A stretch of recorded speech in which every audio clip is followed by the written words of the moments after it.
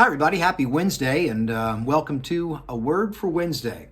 A little dose of encouragement and a quick 5-minute thought in the middle of your week. I started a new daily Bible reading journal here in the last 2 weeks that I'm enjoying very much. And one of the new things that it has reintroduced to me that I had been out of the practice of doing for a while is committing passages to memory.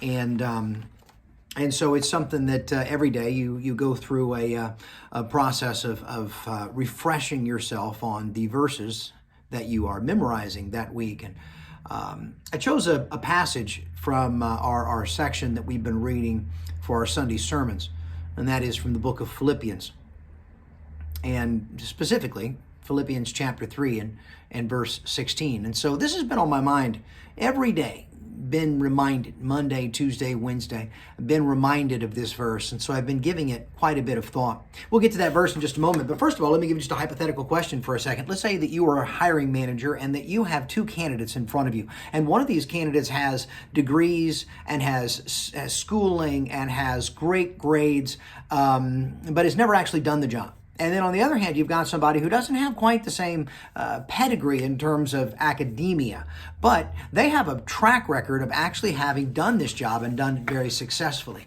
Which one of these two would you hire? Now, ideally, what you would have is a candidate who has all the pedigree and accolades and has all the experience. But it's one of those tough questions. What do you do in a situation like that? Do you go with the person who has the knowledge, or do you go with the person who has the experience? And what we need to be doing as Christians is putting ourselves in positions where we're growing on both of those fronts. We want to always be growing in knowledge. Many passages of Scripture talking about ever abounding in knowledge. We should be continually adding to our knowledge base. We should continually be understanding Scripture better and studying it and really digging deep into it on a daily basis. But along with that, we also have to have the accompanying changes in behavior. We have to have those changes and transitions that are taking place. Because honestly, to have knowledge, just practically speaking, to have knowledge that isn't resulting in any action is really not all that helpful. It's really not all that helpful. Conversely, to have a drive to go and to do and not have the basis, the knowledge, the foundation to be successful is equally impractical. And so it is very important that we continue to move down both of those paths with great fervor. But today, for just a moment, I really want us to just stop and think for a moment about the knowledge that we have that is not presently being lived out in our lives.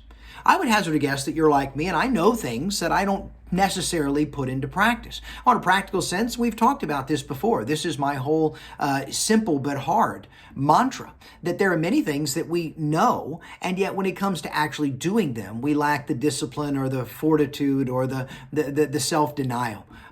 We know how to be healthier, but we like chocolate cake, and we don't really want to go to sleep on time, and exercise is, sweaty. So we don't put into practice the knowledge that we have, and the result is we don't have the success that we should be having.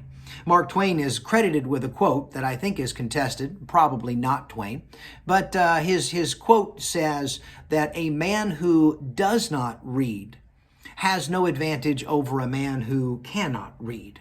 And that's an interesting thing. You have no advantage if you have knowledge and don't put it into practice. There's no benefit to you. There's nothing that's coming down the pike for you in a positive way that could be. You have no advantage over a person who doesn't have that same knowledge. And so this morning, this afternoon, whenever you're seeing this, what I'd like to do is just give us some moment to thought. As you look in the mirror and you ask yourself, what are the biblical truths that I know? What is the knowledge that I have that I am not presently putting into practice? Another one of those hotly contested quotes out there is attributed to Augustine, which all of them are. If it's not Churchill or Lincoln, it's Augustine. But Augustine is supposed to have said that it's not so much that people need to learn new things about the Bible, it's that they need to put into practice the things that they already know. And that's very powerful. That brings me back to the passage that I've been memorizing this week, and that is from Philippians chapter 3 and verse 16. In any case, we should live up to whatever truth we've attained.